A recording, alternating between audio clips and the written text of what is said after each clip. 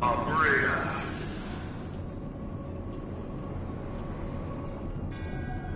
Your foe acts under the protection of the crystal she bears. So, this is what empowers her. Beyond mortal limits. If you are to prevail, the Hammer of Darkness must needs be brought to bear upon the Shield of Light. And so it shall, for the Ultima weapon is host to a power of which you are as yet ignorant. Speak plainly, Ascian. The heart of Sabik. It is the weapon's core, an enigma whose surface even the vaunted scholars of ancient Alec failed to scratch.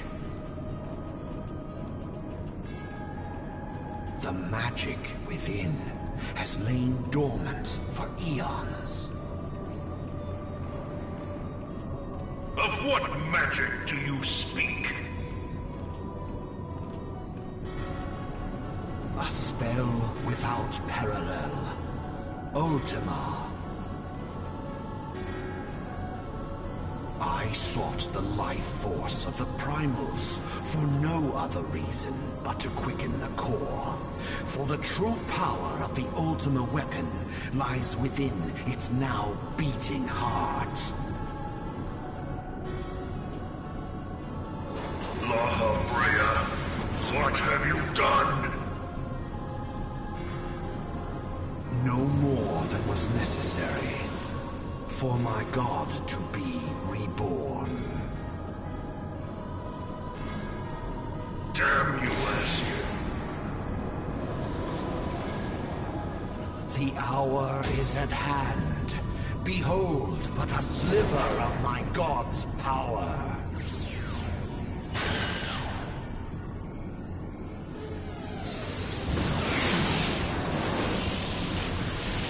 From the deepest pit of the seven hells to the very pinnacle of the heavens, the world shall tremble. Unleash Ultima!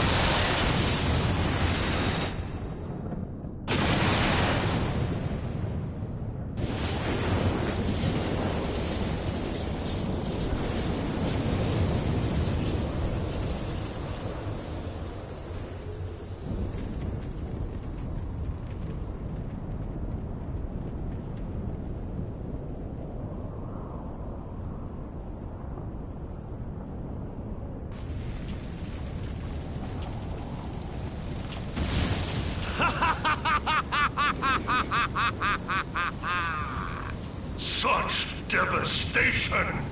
This was not my intention! Oh, Hydaelyn. It seems the task of keeping your champion alive has exhausted what strength you had left. Van Belsar, your enemy's shield is broken.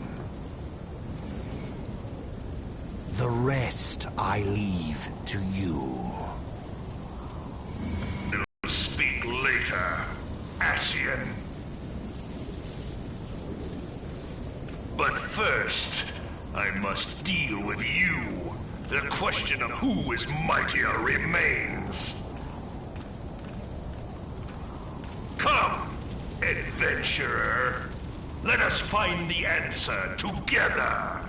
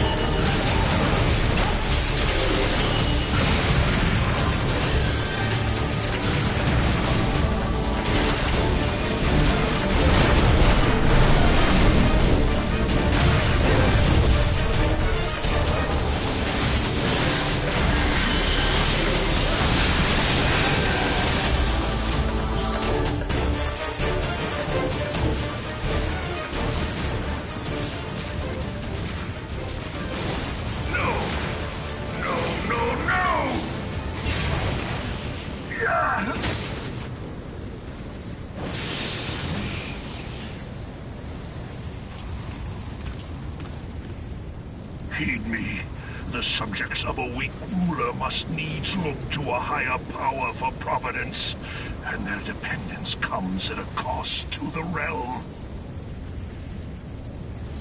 The misguided elevate the frail, and the frail lead the people astray. Unless a man of power wrests control, the cycle will never be broken. You of all people must see the truth in this. You who have the strength to rule.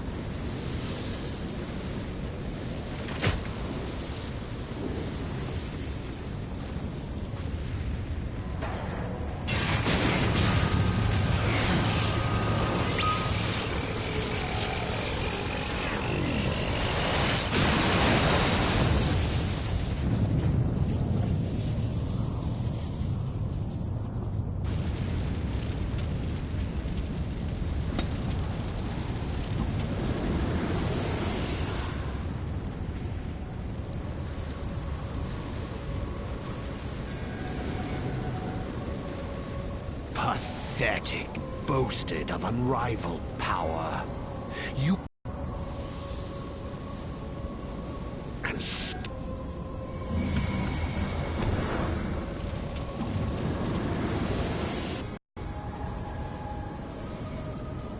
The growing imbalance afflicting the planet must be redressed. If it is permitted to worsen, the very laws of existence, both etheric and physical, will be warped beyond all recognition. Know you the root of this corruption? Hydaelyn. Like a parasite, she must, and not but the return of the one true god will ensure her complete excision. Yet, to pave the way for the Master's return, a chaotic confluence of untold proportions must needs be brought about, and that will necessitate the presence of the Primals. Needless to say, both you and your Scion accomplices cannot be suffered to interfere in this endeavor. You will not leave this place alive.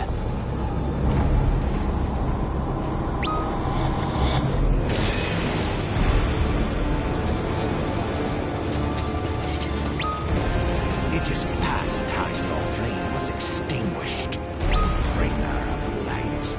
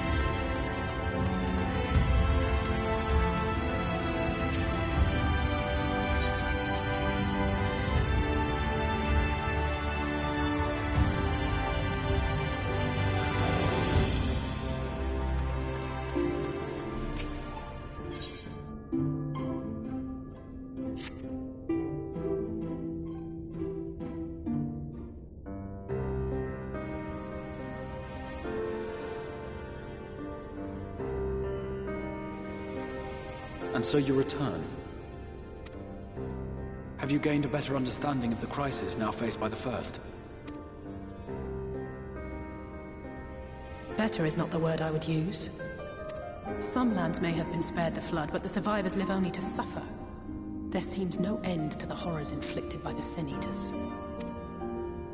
Indeed. Those abominations are a calamity in their own right. And I can well imagine how hopeless the task of eradicating them must seem to you. But after countless battles and untold sacrifice, we have identified a potential weakness. Sin Eaters are drawn to serve the strongest of their kind, a class of creature we call Light Wardens. And from what we have been able to ascertain, only a handful of these entities exist.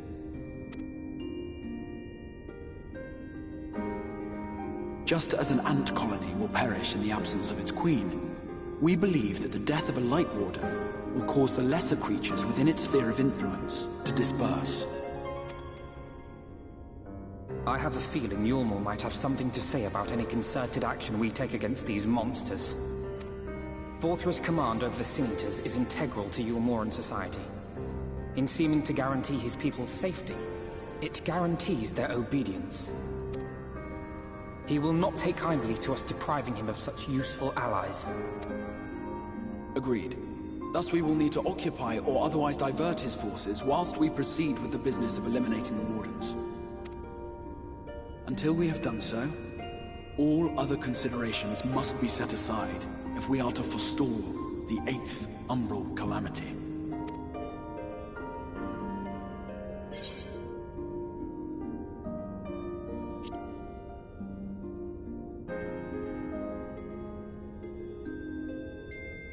Your uncertainty is understandable, given the circumstances.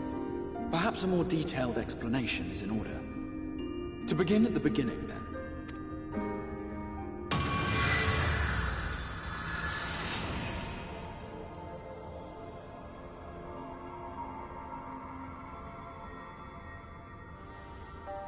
In the ancient past, a single star was divided into 14 worlds. This is the source, your home. These others are the 13 shards, in whose number we find the first. Though physically separate, they retain a connection to each other, and with the source especially. Now, let us assume that a given element in one of the shards attains abnormal ascendancy. Just as water will flow from the highest point to the lowest, the excess energy will begin trickling into the source.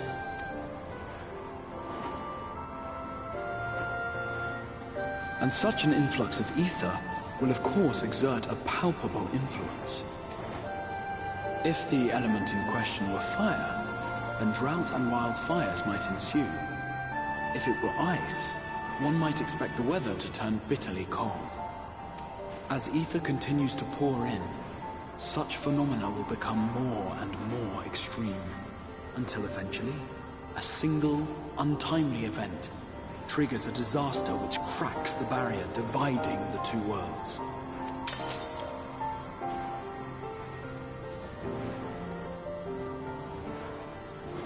What was once a trickle now becomes a deluge, sweeping the shard along to be rejoined with the source. At the same time, the element which held sway in the shard is unleashed in full, its energies amplifying the original disaster to truly catastrophic proportions. An earthquake thus magnified might strike with enough force to shatter continents. A tidal wave might swell to a size capable of drowning entire nations. These devastating events are what we refer to as umbral calamities. 7 times has a calamity befallen the source. 7 times has a shard been absorbed.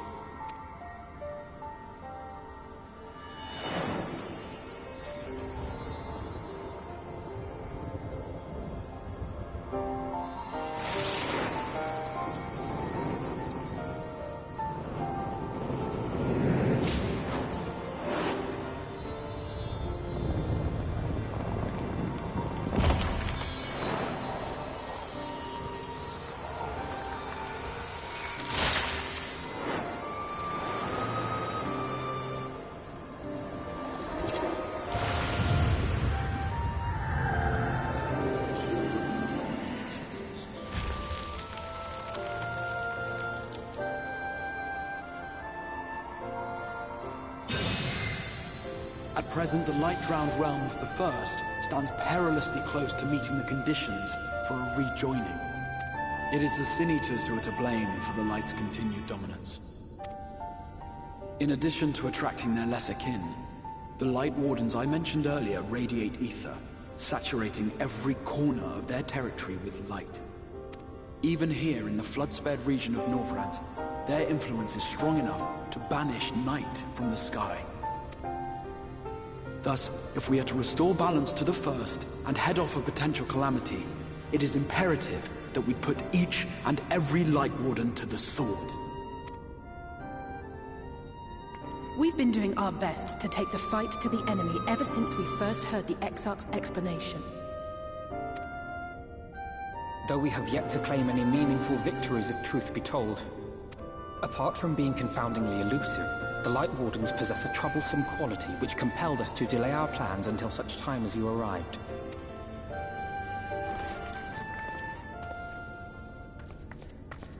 Forgive the interruption, my lord, but Hallminster Switch is requesting reinforcements. They say the Sin Eaters are attacking in force, and the village could soon be overrun.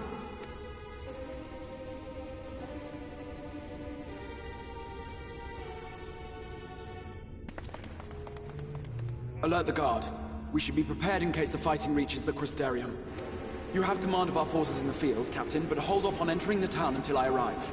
That goes for Alphino and Alize as well. My lord.